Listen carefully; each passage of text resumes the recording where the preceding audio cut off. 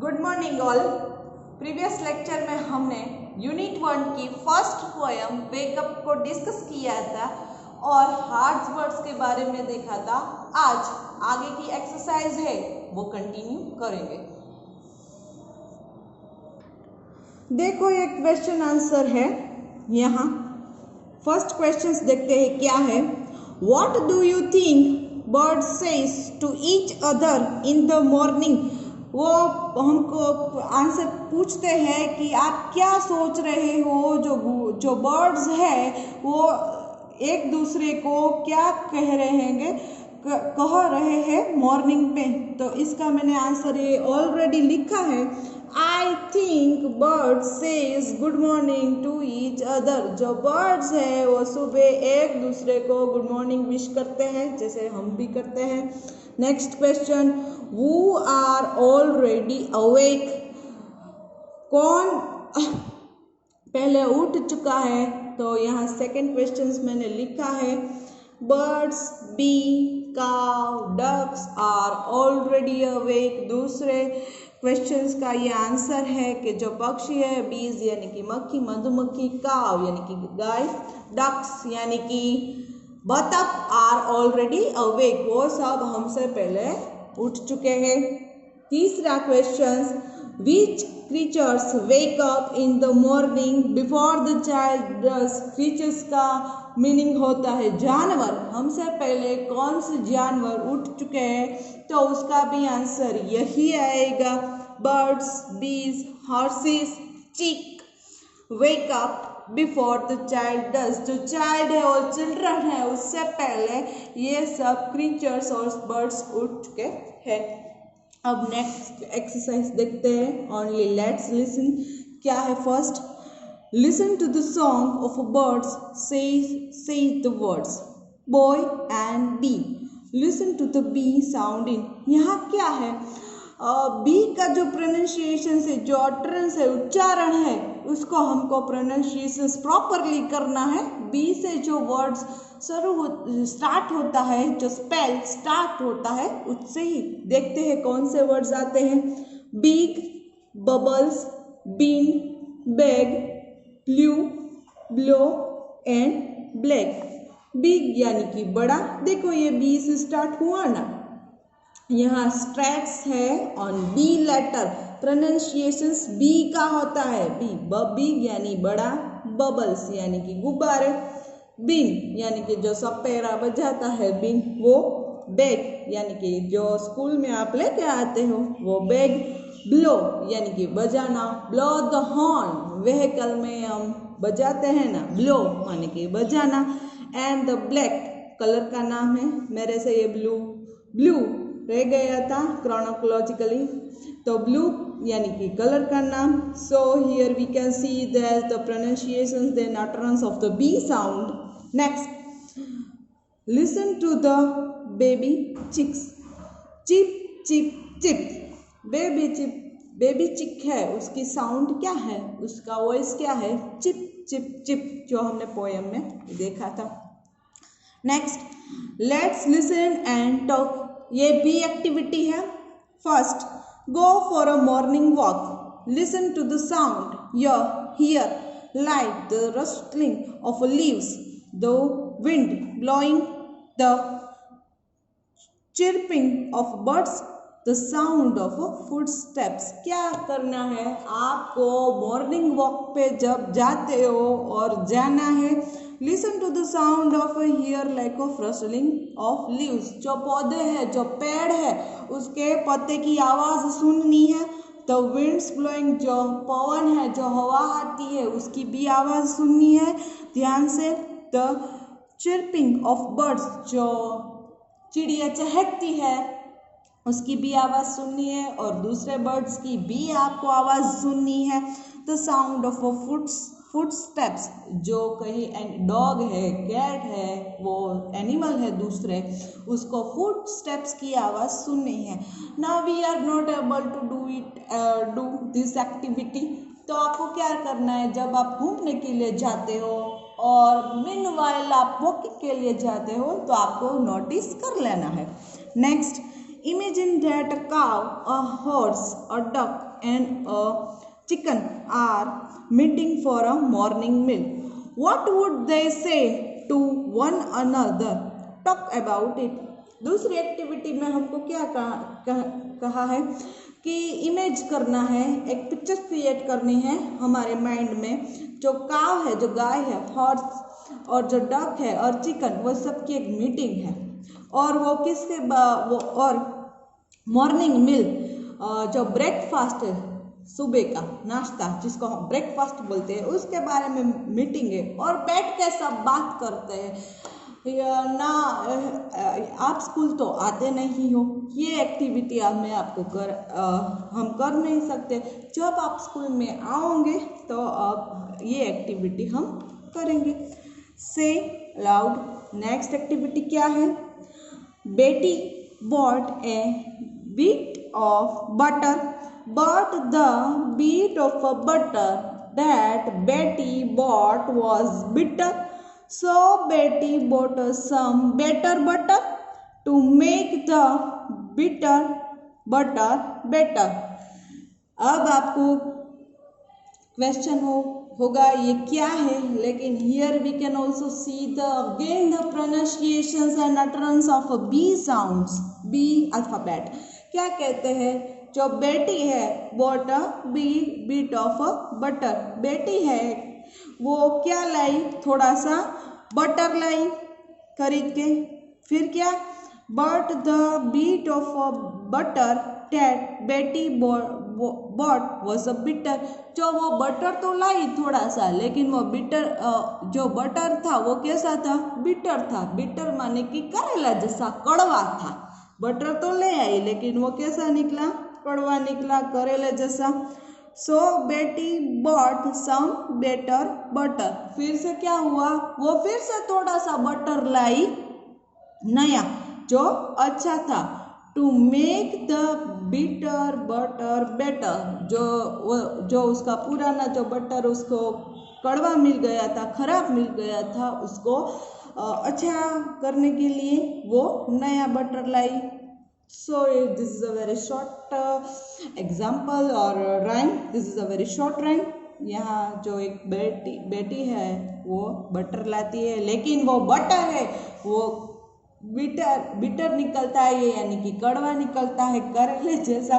सो बेटी butter some better, वो फिर क्या लाई? वो फिर से नया बटर लाई और अच्छा करने के लिए। हमारे साथ भी ऐसा होता है ना, जब हम किसी चीज़ लेने जाते हैं कई सारे, तो वहाँ कुछ हमें अच्छा नहीं भी मिलता तो हम फिर से जाते ना, तो उसने भी ऐसा ही किया कि वो पहला बटर था वो उसका बिटर निकला यानी कि कड़वा निकला, तो वो फिर से गई न्यू बटर लाने के लिए, वो अच्छा बनाने के लिए।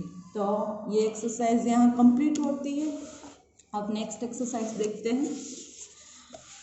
लेट्स राइट, लिखना है।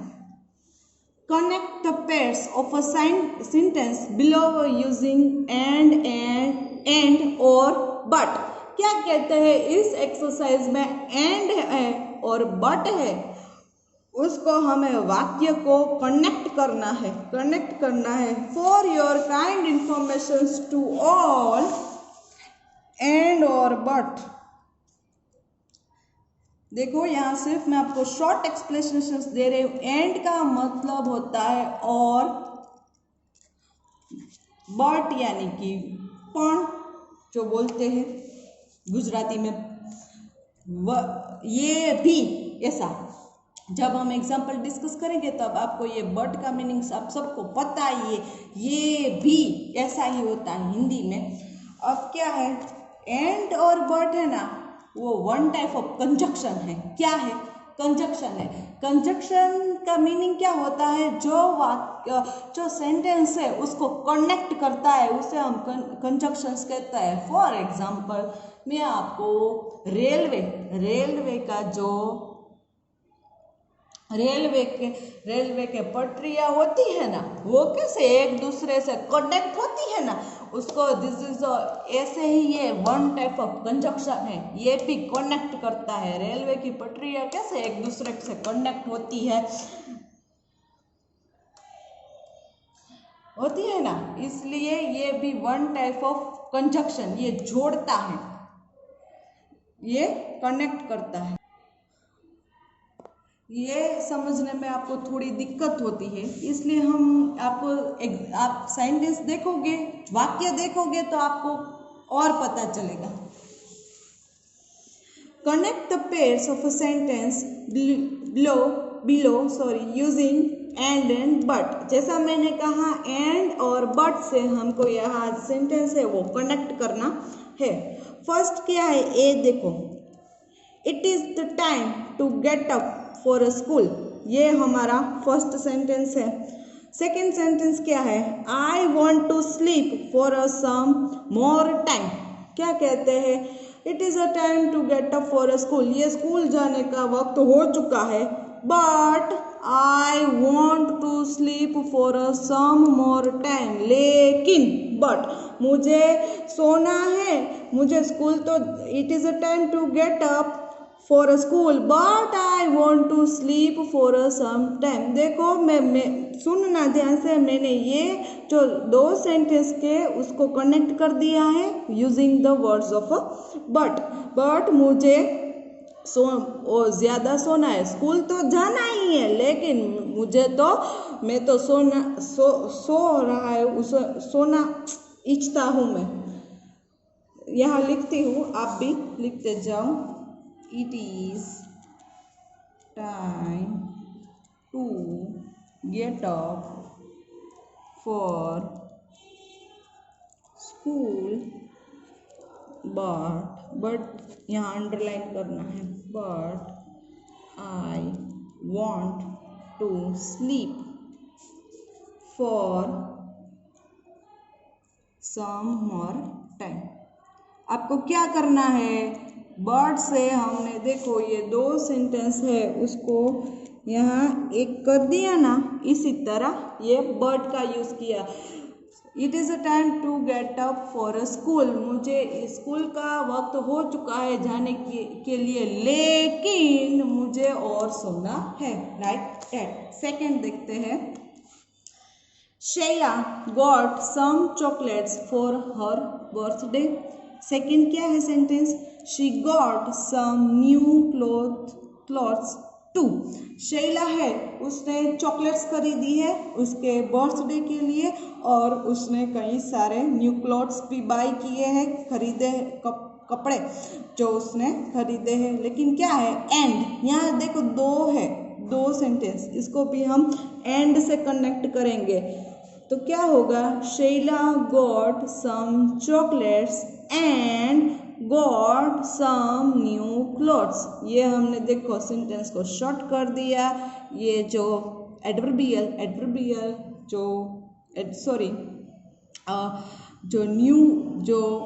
एक्स्ट्रा वर्ड्स है, जिसको हम एक्स्ट्रा वर्ड्स बोलते हैं, उसको मैंने कट कर दिया और क्या शॉर्ट सेंटेंस कर दिया। सो क्या आएगा, शैला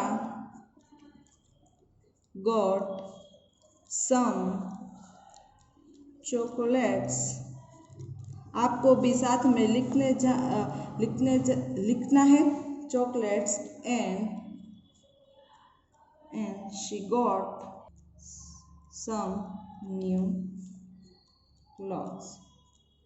क्या है, Shaila got some chocolates for her birthday, she got some new clothes too। हमें क्या करना है, Shaila got some chocolates and some new clothes। ये हो गया आपका कंप्लीट सेंटेंस जो लिखा है, Shaila got some chocolates and, यहाँ देखो, and some new clothes for her birthday।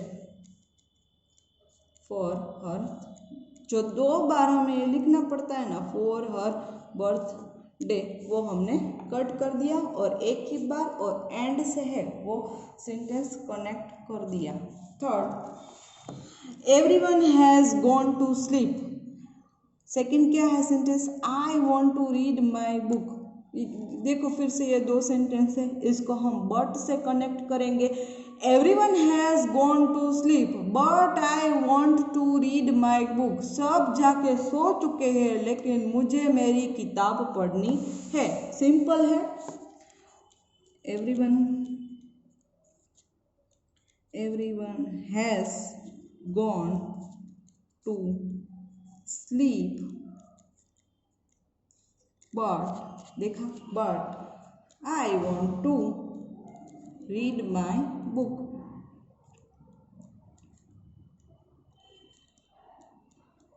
सब जाके सो चुके हैं लेकिन मुझे मेरी किताब पढ़नी है। Like that. Fourth, Raju plays cricket. Raju cricket खेलता है। Second, he also plays hockey. ये हम दो इसको भी हम कंजक्शंस माने कि एंड का यूज करेंगे। Raju plays cricket and hockey. Simple. Also है वो निकाल देना है, इसलिए वाक्य कुछ ज़्यादा लॉन्ग नहीं हो और एक ही सेंटेंस में सब कनेक्ट हो जाता है। So fourth, Raju plays cricket and hockey. Complete. And हमने यहाँ लिख दिया, ये वाक्य कनेक्ट हो गया। Raju plays cricket and hockey. जो हम पहले बोलते थे राजू प्लेज क्रिकेट, फिर दोबारा बोलते थे ही ऑल्सो प्लेज हॉकी। ये कुछ करने से ज़्यादा हम यही कह दे simple, Raju plays cricket and hockey. Simple. तो ये हमारा सेंटेंस ऐसा शॉर्ट हो गया। आगे की एक्सरसाइज देखते हैं। तो आज की लेक्चर्स में इतनी ही एक्सरसाइज। एक और एक्सरसाइज है जो अभी बाकी है, लेकिन वो हम नेक्स्ट लेक्चर में डिस्कस करेंगे और पॉसिबल हो तो नेक्स्ट चैप्टर भी स्टार्ट कर देंगे। आपको ये क्वेश्चन आंसर लिखना है, पेरेंट्स को बताना है, उसकी साइन करानी है और रीड भी करना है और ध्यान से सुनना है। तो सभी को goodbye and have a nice day.